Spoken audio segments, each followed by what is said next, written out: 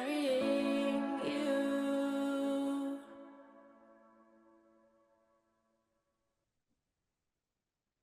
Shalom and welcome to this live Jerusalem Dispatch ICEJ UK live Zoom event tonight, and this is the last one of 2024.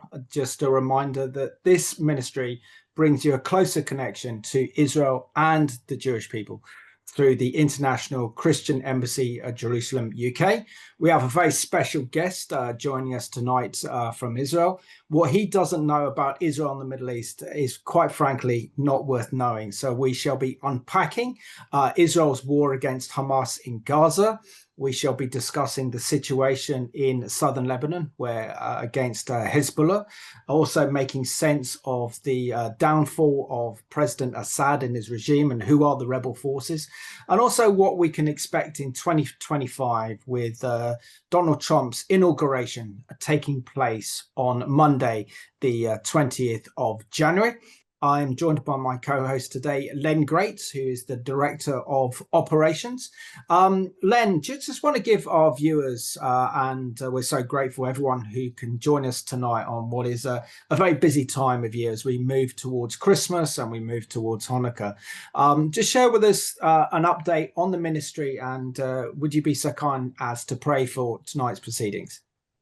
Yes, thank you, Simon, and welcome everybody. Thanks for joining us this evening, and it's delightful to have Neil with us. We'll introduce him officially in a few minutes. But you know, the Ministry of ICEJ doesn't have holidays. It keeps going all the time. You know, the needs are there 24/7.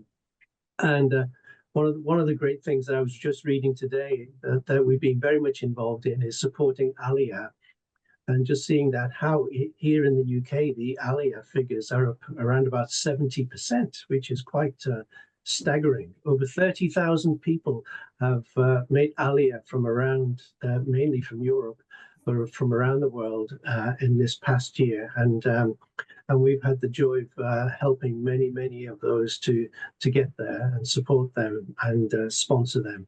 So, you know, your giving, your support of the work of the International Christian Embassy is making a big difference for many individuals around the world, and also the work dealing with the aftermath of the last over 14 months since October the 7th last year, and still ongoing. We're praying still for the release of the hostages, and that these talks that's going on presently will be successful. But, you know, we've been very busy behind the scenes helping those dealing with trauma and trying to get their lives together. Many who have had to move homes from the north of Israel and around the Gaza border. In fact, you know, one of the things we've been doing is addressing trauma head on, and particularly helping children deal with it. And we just actually bought our third horse. ICEJ now has three horses they've purchased to help at their trauma centers that they've set up around the country. And these small things, although it's not so small a horse, but they're making a big impact on many people's lives. So just want to say thank you for supporting the work in prayer and in giving, and encourage you to keep on praying and keep on giving as the needs are there, as I say, 24/7. So I'm just going to pray, commit the evening to the Lord, and then hand you back to Simon. So, Heavenly Father, thank you that we can be together tonight to hear what you have to say through Neil. We want to have ears to hear, and we don't just want to be those who hear, but we want to be those who act and respond to what we hear. So we just pray that you'll guide us and lead us tonight, and may we be those who are faithful stewards, faithful to what you speak to us about. So we just commit the evening to you now, and thank you for it. Amen. Okay, Simon, back to you. Thank you very much, Len. I'm talking about trauma centers. We have a brand new video that's been published in Jerusalem that's just been uploaded recently to YouTube that talks about the bomb shelters and building trauma centers, which are so needed for so many Israelis suffering after the horrors of October the 7th. Let's take a look.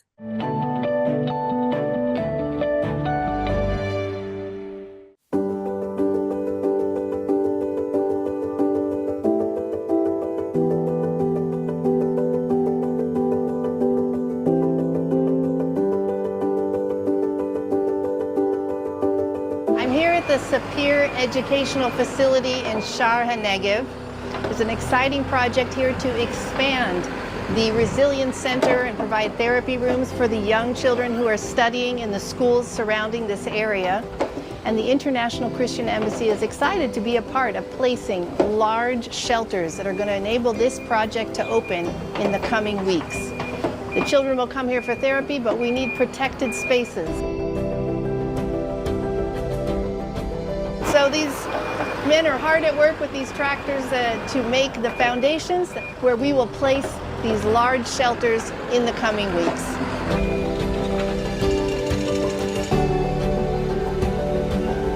Since October 7th, the demand for therapy has soared. We had about 4 therapists serving the pupils, the students. Today we have over 50. We need space. We need a room where we could provide therapy to all these people who are in need, and we're expecting the need to even be greater. We have 10 units here adjacent to in the educational campus in Shar HaNegev that we decided to renovate and make into additional therapy rooms. And of course, we cannot make this happen without the sheltering. I mean, just the other day, there was red alert here. 2 days ago. I mean, so this is still a war zone, and we won't be able to use these units until there's shelter. I mean, it's ridiculous how close people are here. It feels like one big family. And when you look at your community as a family, you want to take care of your family.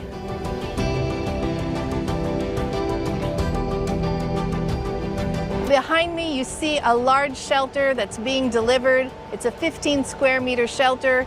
There is 2 more coming behind it, and before the end of this day, there will be 3 large shelters placed here next to the Resilience Center. And it's been a journey to get to this day, and before this day is done, this Resilience Center is going to be fully protected, and these shelters are going to be able to be used for group therapy, for training of therapists, and for all kinds of uses, not the least of which they'll also be protecting all the work done here. I grew up here, so since I was 10, I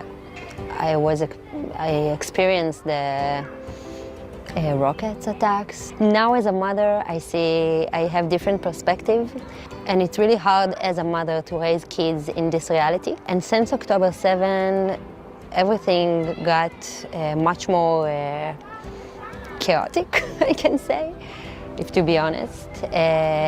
We don't feel safe, not here and not in any other place in Israel, and sometimes even around the world as a Jewish.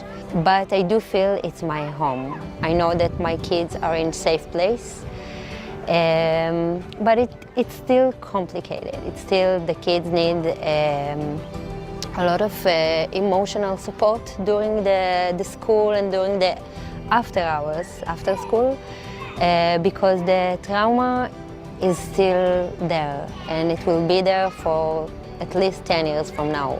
They're going to therapy rooms, which are part of the Resilience Center, but inside school. And now it's going to be protected, so I feel much more confident in this. As an Israeli, I feel grateful for the support we get from Christian Embassy. And I know that, there is people that their heart are in the right place, and they just want us to live normal life and to stay safe. And it's really not, I don't take it for granted. I mean, it's meant a lot for me and for everyone, I'm sure. And we couldn't do it without your support. So it's really excited, because it's not just it doesn't matter if you're Christian or Jew, it just matters that you're a human being.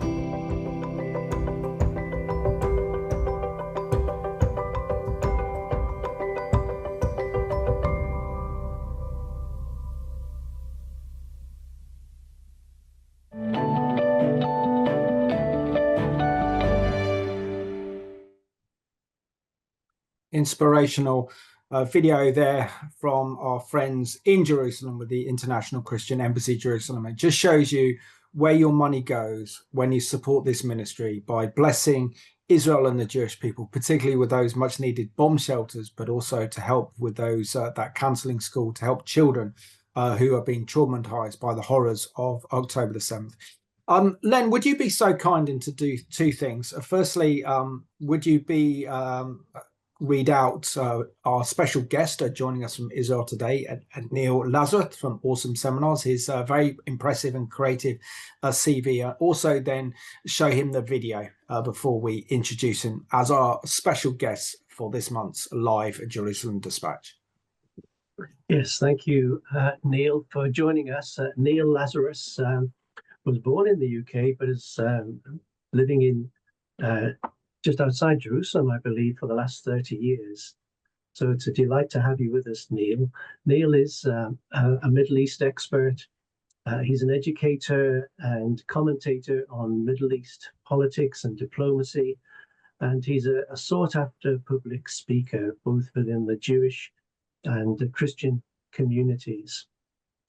Neil runs an organization called Awesome Seminars. And if you go to his website, awesomeseminars.com, you'll see a huge amount of resources there that will help you to understand better the situation within Israel and how to help and understand what the Jewish people are going through. So it's an absolute delight to have you with us, Neil, this evening. I'm really looking forward to all that you've got to share with us. And so thank you for joining us from Israel. I know it's a little bit later there for you, so we really appreciate you taking the time to join us on this webinar this evening. So I think Joanne's going to show us another video from here.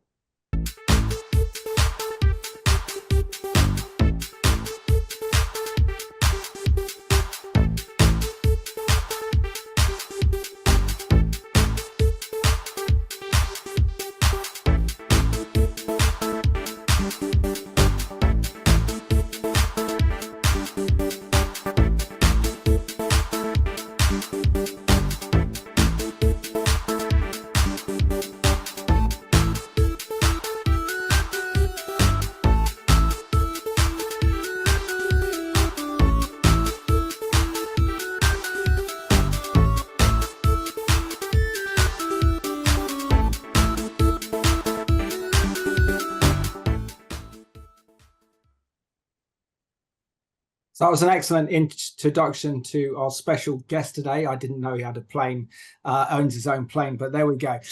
Neil Lazarus, absolute pleasure that you can join us from just outside Jerusalem tonight. So Erev Tov, and it's a pleasure that you're here with us. I think I've known you well over a decade. I've had the pleasure of listening to some of your awesome seminars, particularly the ones you did with Stand With Us. But I've also had the pleasure of interviewing you on the Middle East Report a number of times. So it's great that you can join us tonight to give us that real inside view on what's happening in Israel and the Middle East today. Thank you, Simon. Thanks for having me. And happy birthday. I see you have a 50th birthday card. That was 2 weeks. Yeah, 2 weeks ago. Congratulations, anyway. Thank you. Thank you. I should have taken it down, really, but never mind. So, Neil, do you just want to share with us something about your Jewish background, growing up in the Jewish community in the UK? Just share with us what your Jewish childhood was like. So, yeah, I grew up in London, and I lived in the UK until I was 21. And I grew up in sort of like a very sort of like average type of family with not particularly religious, but perhaps traditional background in Judaism. But I belonged to Jewish organizations and a Jewish synagogue, and slowly but surely became much more interested in coming to Israel, visiting Israel, and my own Jewish identity link with the country itself. And after university, I did my first degree in the University of Swansea, where there was a lot of anti-Semitism and a lot of hatred towards both Jews and Israel, of which, by the way, not a lot has changed. It's got worse in 30-odd years. I decided to spend a year in Israel. So, 1 year and another 34 later, I'm still in the country. And you know what? What can I tell you? I think if the Jewish people are the people of the book, as they say, you have a choice. Either you read the book or you write the book. And I think in Israel, we're writing the book of Jewish history. And that's why I'm here, trying to make a difference, trying to make people understand a little bit more what's going on. And you know what? Perhaps one of the most powerful weapons we have is education and spreading knowledge to fight the lies which are out there. No, absolutely. But I just want to ask you a little bit, what was it that really attracted you to be interested in Israel, the Middle East? What was it about Israel? I know it's part of your Jewish identity, but what really drew you to say, look, I'll go and make Aliyah to Israel? Because that's a huge decision to make, even for someone who's a passionate Zionist who loves Israel from the UK, to make that transition from living in London to, say, living in Tel Aviv or Jerusalem. Well, I think it's first of all, it's a matter of not being a minority and being a majority. And I think that in Israel, you can define your own Jewish identity by yourself without taking into account what other people think your identity should be as a minority. I also think what I said before, I think that the concept of being a part of history here, the Jewish history is being made in the Holy Land. You know, there used to be, many years ago, there used to be an advertisement for Israel. I think it was on the London Underground, where it said, you know, Israel, it's the place where you can use your Bible as a guidebook.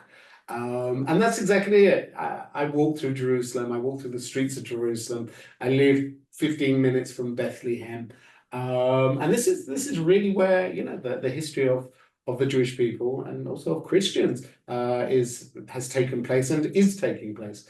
So I think that sense of wanting to be a part of the story of making a difference to the future of the Jewish people has been compelling me throughout my life to stay here and now have a family here. So yeah, that's why. And every day is another day, and I'm still would never live in another place. I think it's the most exciting place to live. Amazing. And how did you get involved in establishing awesome seminars? How did you get involved in becoming a kind of educator as well? Because, yeah, I very much enjoy your seminars. They're very entertaining. There's a lot of humor, but anyone kind of that participates in them comes away learning something new about Israel and the Middle East they probably didn't know before. No, 100%. I think it's really important to be able to get messages across and an understanding across, whether it's in the church, whether it's at a university, whether it's a community, like it can be Christian or Jewish. And I got involved in that through a passion of trying to educate, trying to explain, but in a language which is relevant and interesting. I remember at university being bored to death, listening to some of these professors thinking, please have a heart attack so that I can just read your book, right? And I was compelled, maybe I shouldn't say that, but I was maybe not. Maybe not, but I was compelled, like, you can make it interesting, you can make it relevant, you can make it fun, challenge people, make it personal, and that's what education is about.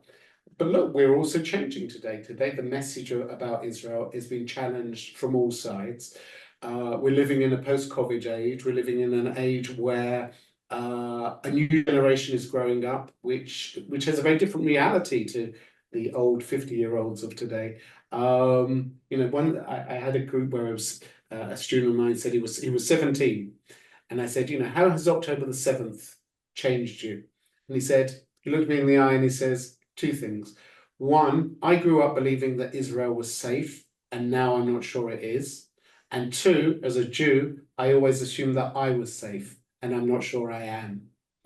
And that, if you like, is a changing educational challenge that we're finding in the seminar world, in the educational world, which is a real message and a challenge to have to face.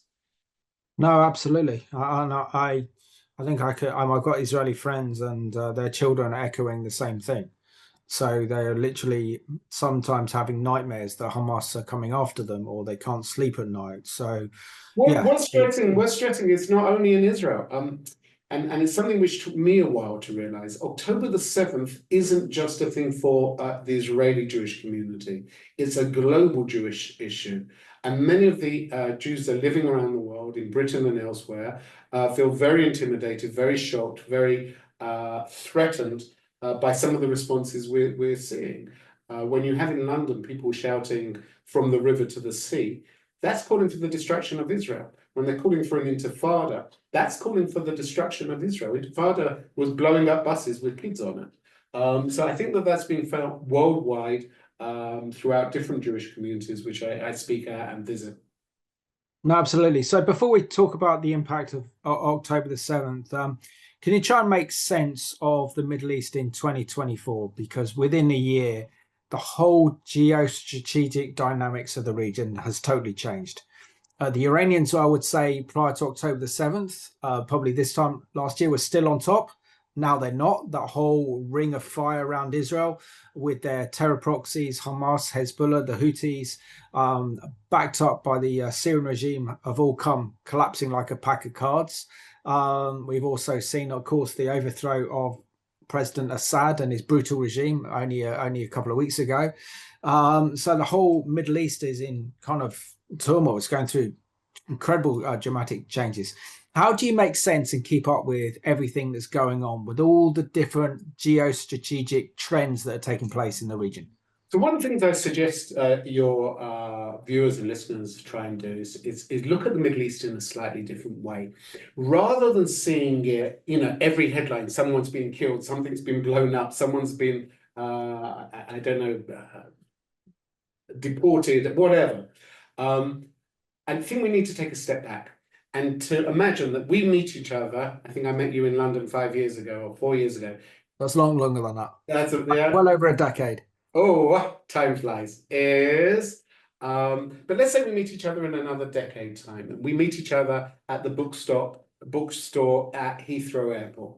And at that bookstore, there's a book and it's called October the 7th. And I think while you're watching the history being made, you have to ask yourself the question, where in that book does this fit? What chapter is it? Where are we? And I think to some extent we're at the last chapters, which is an attempt to try and write the historical narrative of the events of October the 7th, who was to blame, what was the relationship between the army and the government, who needed to know what went wrong, as well as the beginnings of a new book, which is the Israeli-Iranian war.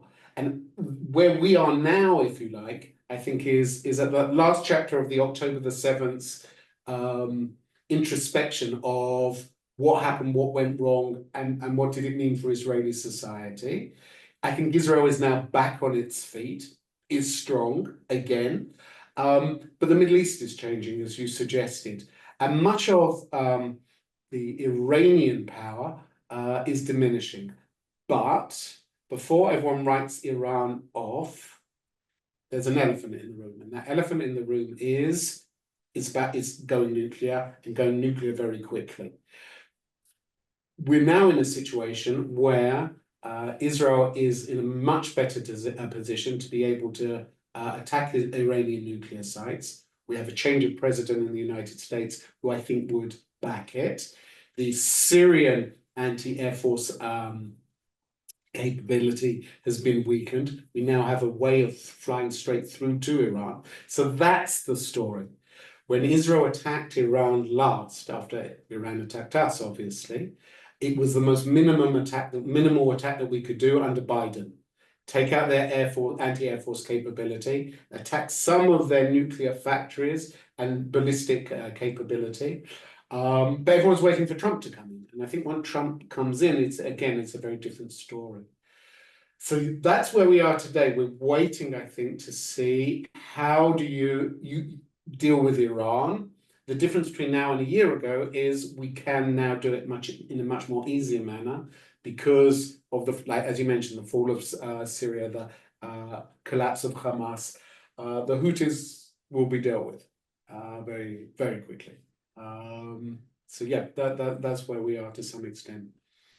So if we take ourselves back to October the 6th, so from your perspective, where were you on October the 7th? When did you become aware of the horrors that occurred then, I mean, it was absolutely horrific. And, you know, I have seen, thanks to the Ministry of ICEJ UK, seen those kibbutzes in the south. I've seen the devastation with my own eyes, and it's like a mini Holocaust. And the magnitude of what happened then, it was no way reflected by the mainstream news reports that we had in this country around the world. 100%. I was at home like everyone else. It started about 6:35 in the morning. It's funny, every Israeli has their mobile phones, their cell phones are connected to the national alert system. So if there's a siren going off, your phone will ring. When you had 3,500, 4,000 rockets being fired at Israel, my phone nearly fell off my bedside table. Turn on the television and pure shock. What's interesting is it wasn't at the beginning, it wasn't apparent how bad it was. It looked like people would come over the border, and it was reporting maybe tens of terrorists coming over in the first hour or so. It wasn't apparent about the number of hostages that were taken. But as the day manifested and the pictures started coming through, they were unbelievable. Terrorists wandering through the streets of Sderot, shootouts in Ofakim, which are all areas near the south of near the border with Gaza. And it was one of those moments which I'm sure many of your viewers have had in the past with other situations, where you watch television and you know that history is being made, and you're watching a game changer. And Israel isn't the same country as it was prior to October the 7th. The events of October the 7th challenged the very fundamentals of who we are. If Israel was a country which is created not only because of the biblical historical relation of Jews to the country, but also for a place where Jews can be safe post-Holocaust, that didn't happen. That failed. And that sense of self-assurance was challenged, both in our army and in our leadership.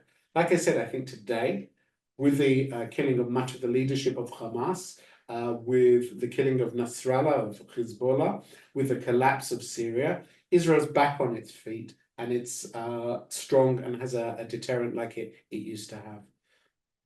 Would you say that bubble known as the kind of Tel Aviv, Herzliya area, where we have the kind of predominant left, the political left and the liberal left preside along the coastal plains, has October the 7th brought the realities of the Middle East home to them?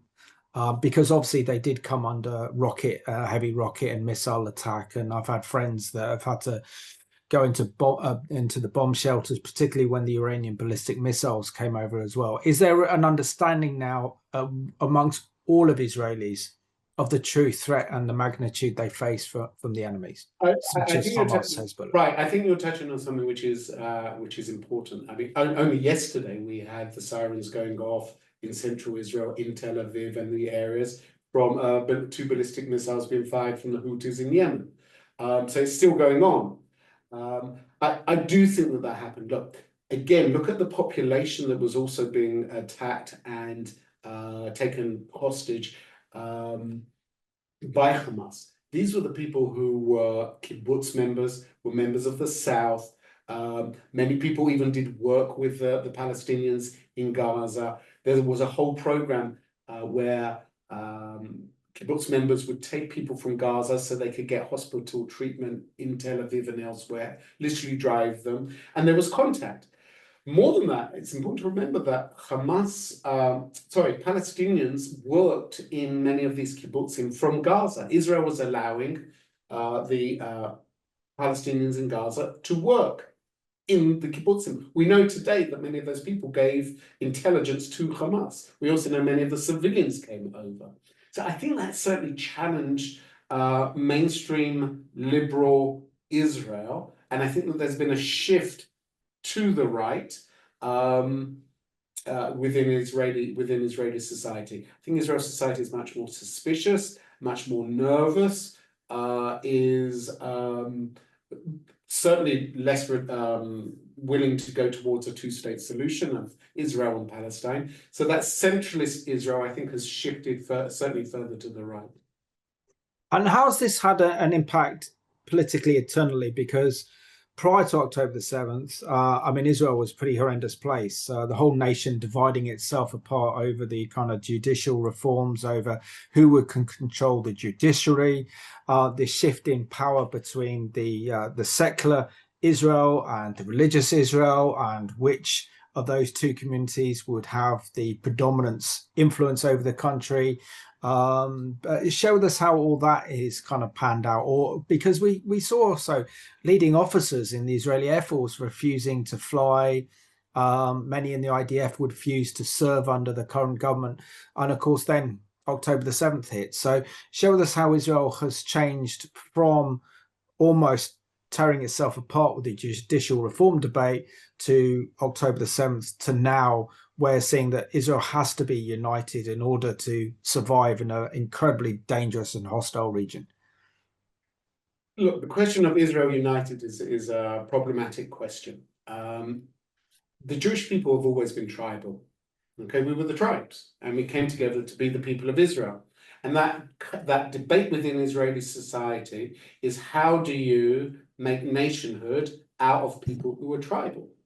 And that's from the Bible until today. And that's been the nature of Israeli politics in many ways. The judicial debate was not over the Supreme Court. The judicial debate was over the values of a liberal democracy in a Jewish country, and how do you reconcile both of them? What we're seeing in Israeli politics as well is a populism, somewhat like America, which Netanyahu certainly forwards. In Israel today, I think immediately afterwards, there was some form of unity, that we have to come together. There were slogans of "Together we will win." Okay.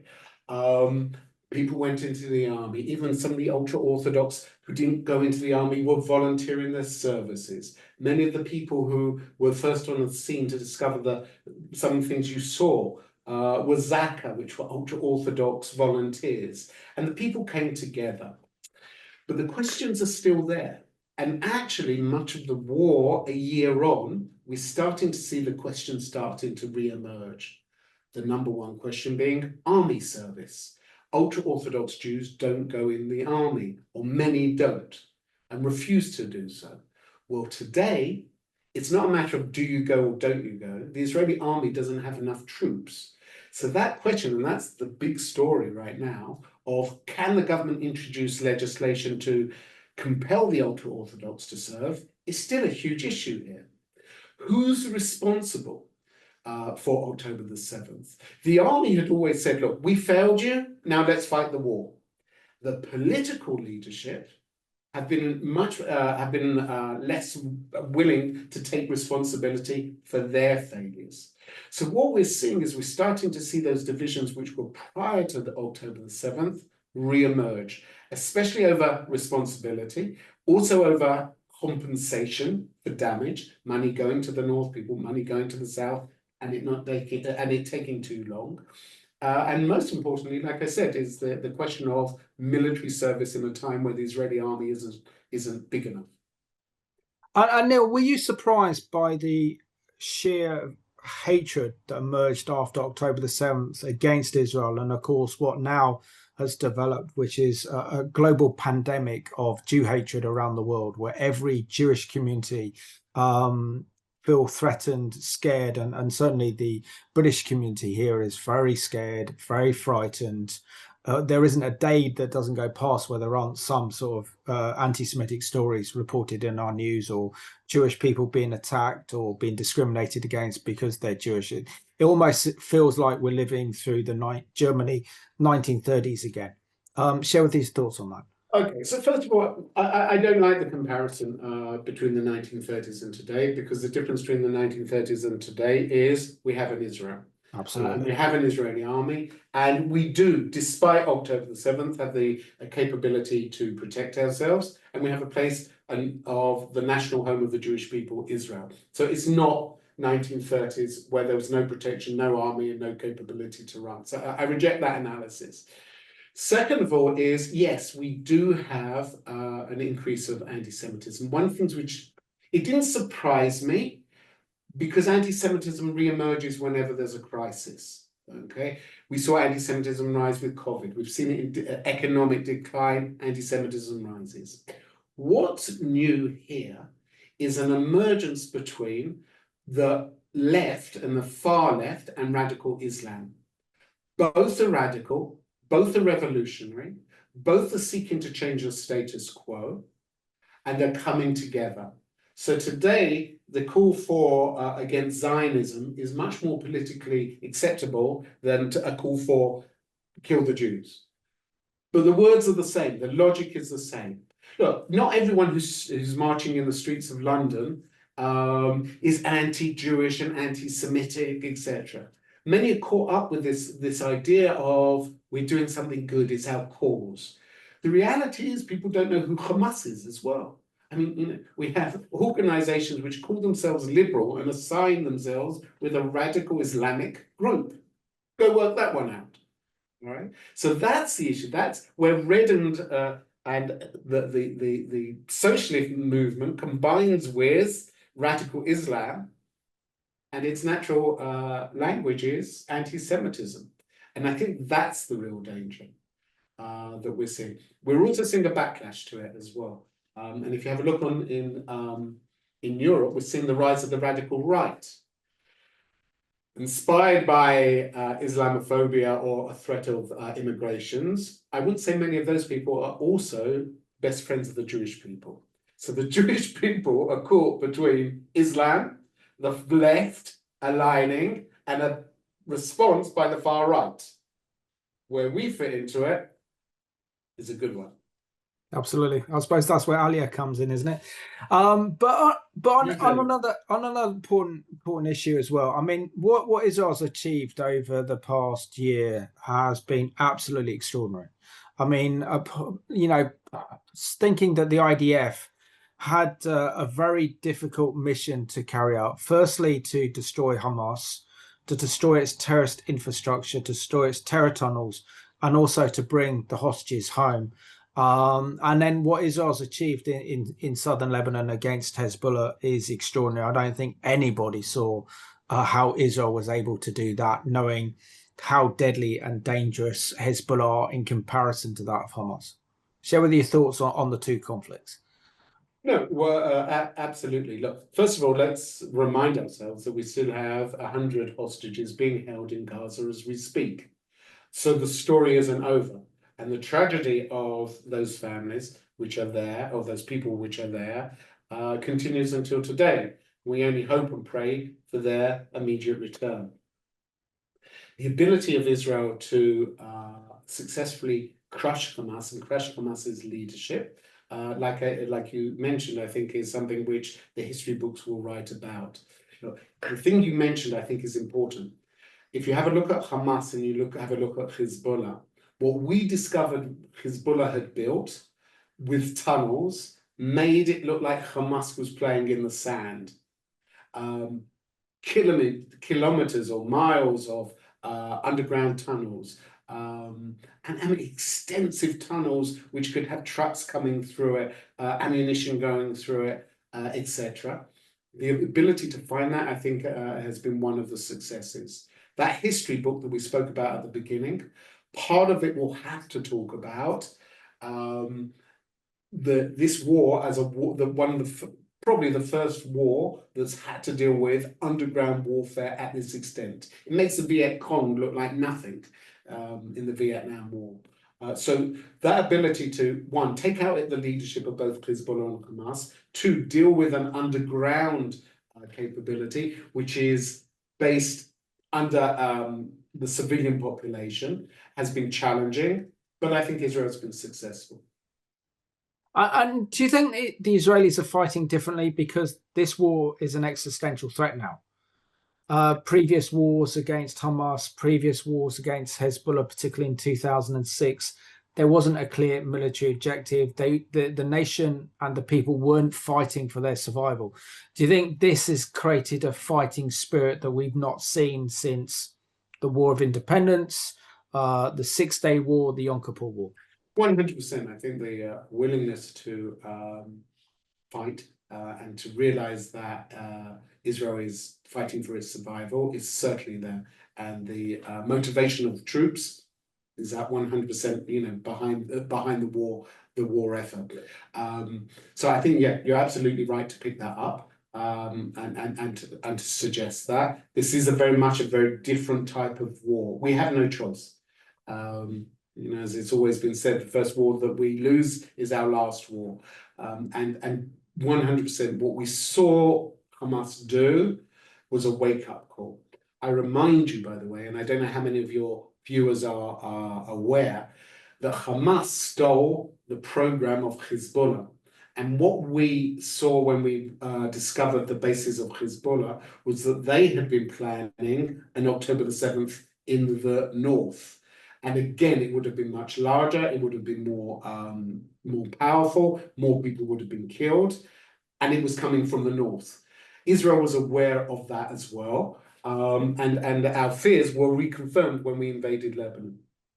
Absolutely, but share with us the miracle that Israel's been able to do. I mean, it's almost as if it's science fiction. We could be watching a Bond film. The sheer audacity and the intelligence of the Mossad, allegedly, for planting those bombs in the walkie-talkies, in the pagers, that not only took out maybe 4,000 or 5,000 Hamas terrorists, but also exposed the whole entire Hezbollah terror network. And then not only that, but also then to have these Iranian ballistic missiles that were fired at Israel not once, but twice, not doing any damage at all. Surely you have to say that there is a God in Israel, and he's working very hard on behalf of the Jewish people. I will allow your viewers to have their own interpretations. Look, there's two Israels in many ways, and I think I can make reference here and people will get it. There's what I call the Entebbe Israel. Some of you may remember the raid on Entebbe, where on raid on Entebbe there was a airline that was taken by hijackers. The plane was diverted to Uganda. Israel flew over its elite troop, rescued it. Benjamin Netanyahu's brother was killed, but we flew them out, and then they made about 4 movies out of it. That idea of Entebbe Israel was lost on October the 7th, when Israel was asleep at the wheel, where the army didn't protect its own civilians, and they were left to protect themselves for hours, like for 12 hours, no one was coming to their rescue. Today, as you've suggested, Entebbe Israel is back. This idea of Israel taking the initiative, and Israel using its intelligence, and Israel fighting effectively. And I think that what you mentioned about the whole Beeper episode, where planting bombs within the pages of Hezbollah is a classic example of that, and pure brilliance. It wiped out literally much of the Hezbollah supporters and their grassroots supporters overnight. So I think that the Israel we love, the Mossad that knows how to take out leaders, to have intelligence, to know we're back. But that was lost on October the 7th. So 100%. Many people would say it's a miracle. And we can agree with that as well. And you also just explained for our viewers as well how the Iranians literally over the last few decades have built up what was known as a kind of war of fire against Israel, and the influence of the Iranian Shia Crescent over the Middle East, and they had that corridor running from Tehran right through Iraq into Syria and into Lebanon with the Mediterranean. And they'd also use that corridor not only to send weapons and arms to Hezbollah, but also made billions out of kind of smuggling drugs and everything else. And now with the fall of Assad and the fall of Hamas and Hezbollah, share with us how the Iranian regime are essentially the big losers in the Middle East in 2024. 100%. Look, Iranian policy, foreign policy, has always been based on is the concept of fight wars in other people's countries using other people's troops. It's brilliant. So you saw Iran supporting Hamas, even though Hamas was Sunni. The Ayatollah called Hamas and Hezbollah his two sons. We had so Hamas in the south, we have Hezbollah in the north.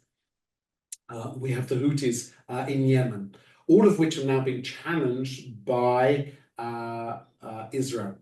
The collapse of Syria and the collapse of the Assad regime is crucial for your viewers to get, because what Syria provided was the central piece of the jigsaw puzzle of the Middle East. It enabled Iran to get its weapons from Iran to Lebanon to Hezbollah, by sometimes flying into Damascus airports, sometimes trucking them through. The airlifts to the airport became more popular once they realized that we were tracking many of the trucks coming through, etc. But Syria was the central jigsaw puzzle that enabled Iran to get many of its arms to Hezbollah. That's now gone. That is now a problem, a central problem for Iran itself. But maybe I'm too pessimistic. I always say, be pessimistic, you're never disappointed. Iran's plans have not finished. Look at new targets. One, Jordan.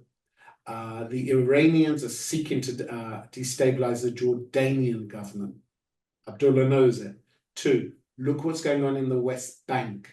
The Palestinian Authority is now literally fighting Hamas in the streets of, for example, cities such as Jenin, Palestinian cities such as Jenin. What I think Iran is seeking to do is to move its campaign against Israel, one to Jordan, two to the West Bank, and we're looking very carefully at what's going on there. The Jordanian border for Israel is very problematic. It's open. There's no wall. There's no fences. People can come through without too much difficulty.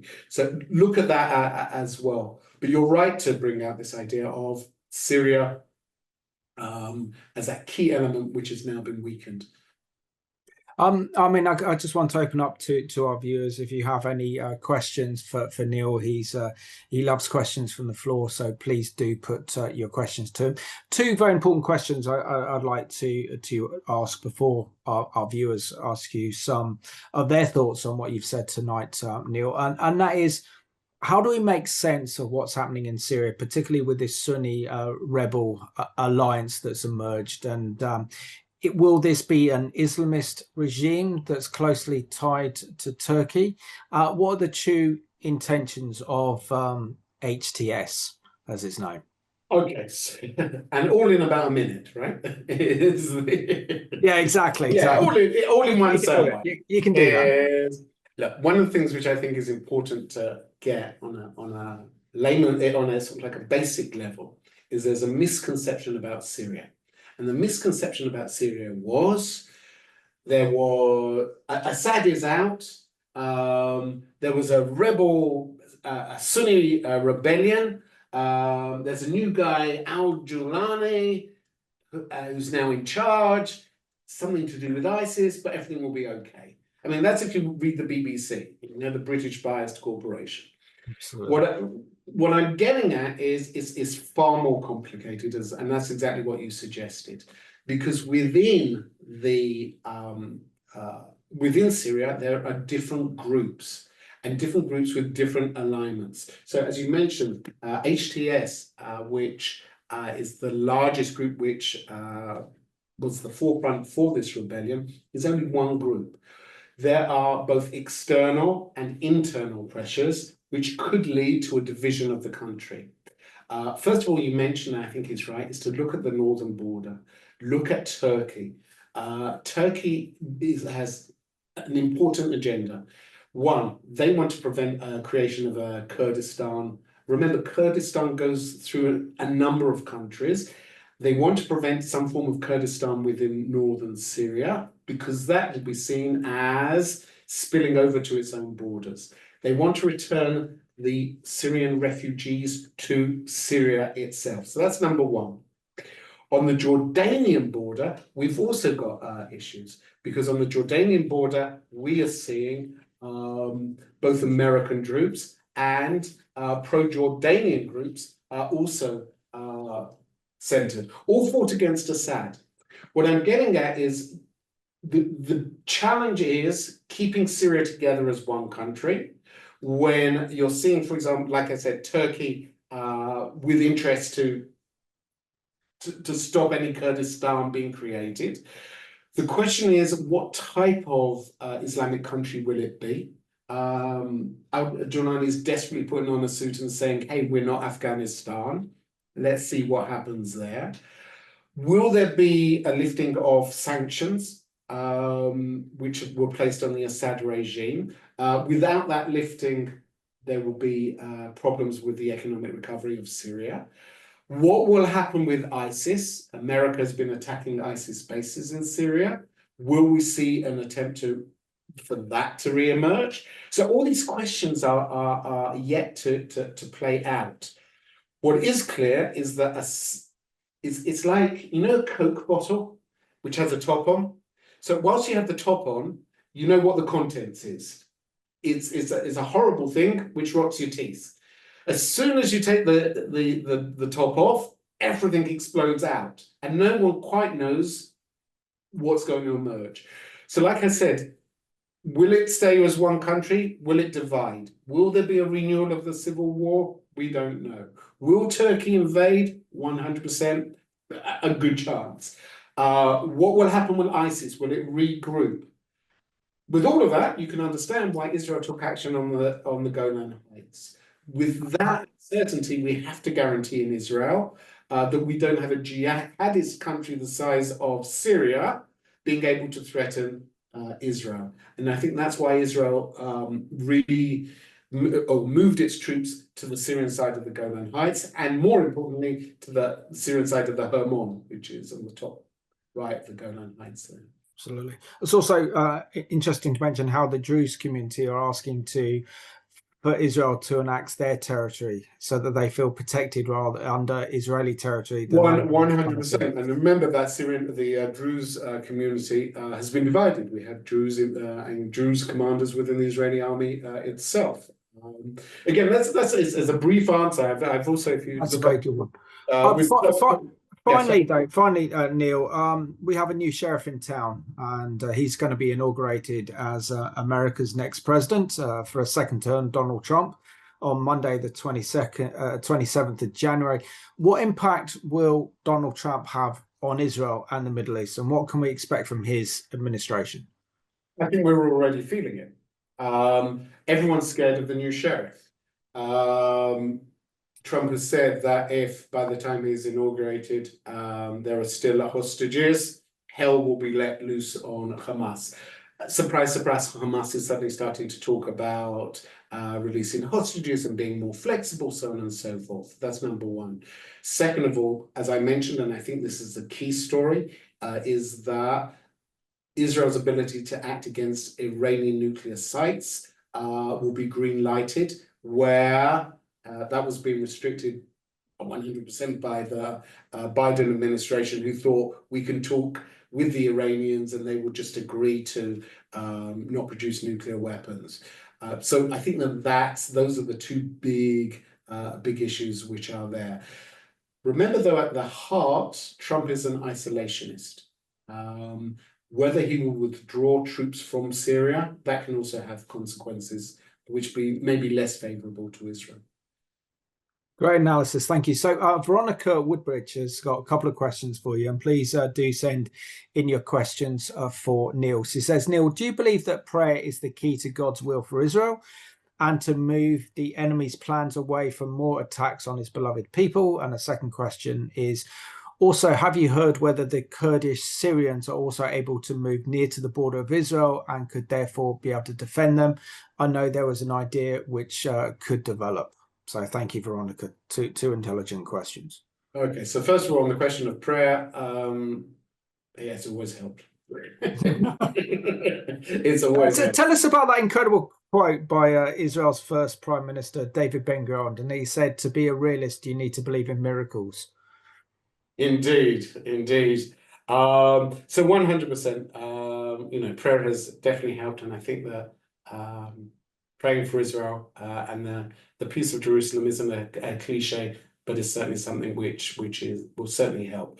I also think that it's important for people to pray, but to do more and to get the message of Israel beyond the doors of the church. In other words, be active, support the Jewish community in their efforts in supporting Israel, standing with Israel, fighting anti-Semitism, I think are all helpful.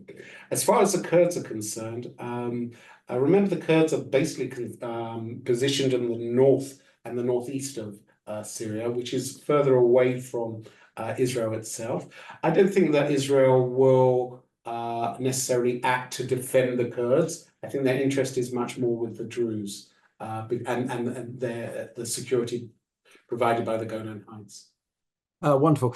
So if we haven't got any more questions, it'd be good to have a few more questions if you want to send them to Neil, because if you want to know about the Middle East, Neil's your man. I think he's demonstrated that very, very well tonight. So I will see if that Len Greats has a question for you. I'm sure he's always got a question on something. So Len, what are your thoughts? Yeah, no, thanks, Neil. Yeah, you provided some really insightful stuff there tonight, stuff that I particularly hadn't thought through myself. But just wondering what your thoughts were with regards to Egypt. You know, it seems to be very quiet there, but I'm sure there's stuff going on, and I'm just wondering if you know of anything happening there that we should be keeping our eyes on. Well, it's interesting because I have slightly different opinions on Egypt than perhaps some other people do. Whenever I speak to audiences and in seminars and presentations, people are always very critical of Egypt. I remind you that Israel and Egypt actually have some joint interests. The president of Egypt came on the back of defeating the Muslim Brotherhood, and the Muslim Brotherhood is Hamas in many other words, in another form. So that idea of Sunni fundamentalism is a challenge to Egypt itself. We also have dealings with Egypt over the Sinai, preventing ISIS from emerging there. Egypt has also been helpful, together with Qatar, in trying to get the hostages back. So I think that the Egyptians are important. Interesting headline, which I saw, was that Iran, for the first time in years, had flown over to Egypt to see whether they could open up their embassy again, etc. So the Iranians are looking for new areas of interest there. At the moment, I think there is a mutual interest, which is the core of any peace or any non-conflict situation. There's a common interest between Israel and Egypt against Sunni fundamentalism, which I must add, before we all rush and cheer for the fall of Assad, which is good, he was a dictator, killed hundreds of thousands, always look for what's coming next, because that combination of HTS in Syria with Turkey is starting to see a revival of radical Sunni Islam on our northern border. Yeah. That's a problem. So where Egypt fits into that, we have to wait and see. Yeah. So got a question from JB, which is a really good question. He says, how desperate do you think Putin is to keep his naval hold on the west of Syria, or will that cause problems for Israel? I think he's referring to the naval base at Lachish, where the Alawites, which are the sect that Bashar al-Assad belongs to, are still able to hold that port. Can you enlighten us? Right, so you're talking about a number of things. Again, we talked about this mosaic of Syria with the Alawites now basically along the Mediterranean coast. Russia's got a problem because if we talked about the damage, the fall of Assad's effect on Iran, Russia was the second loser. Russia got access to the Mediterranean. It got access to Mediterranean ports via Assad.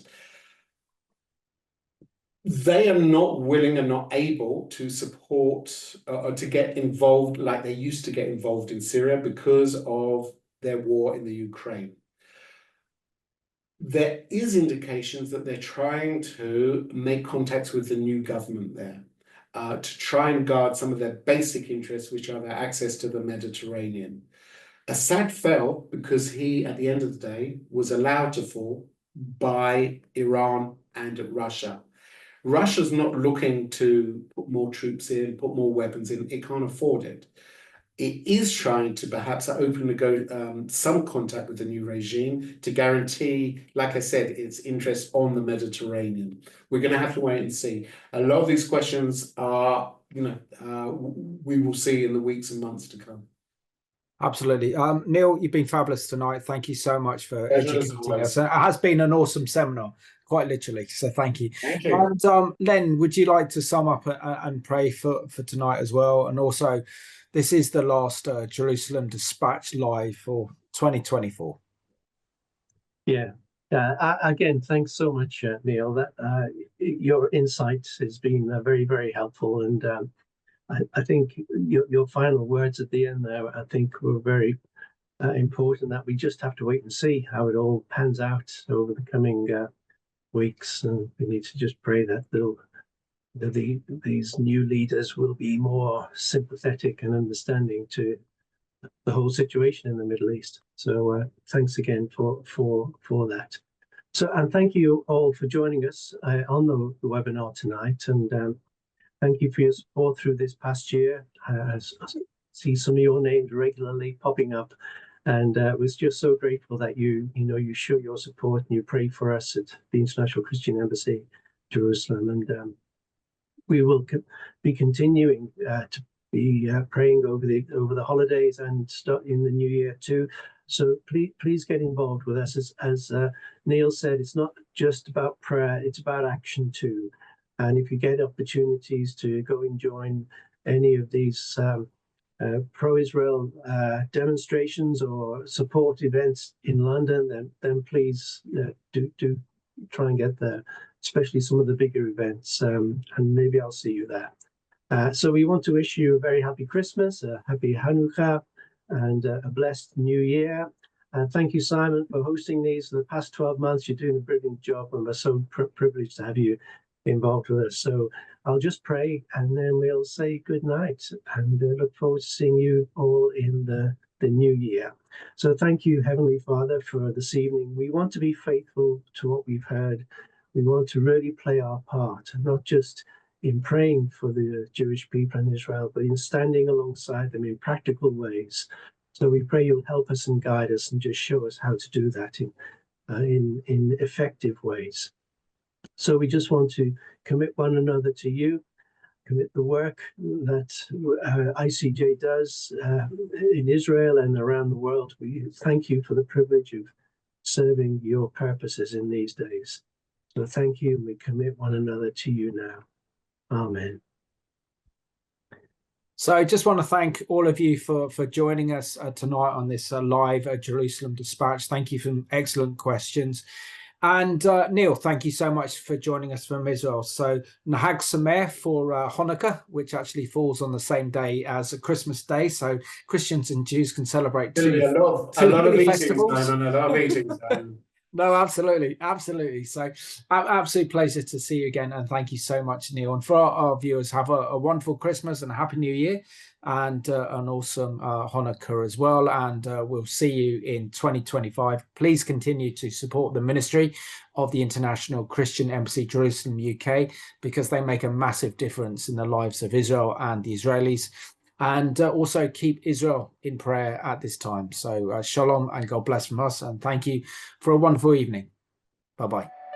Catch the wind, he's carrying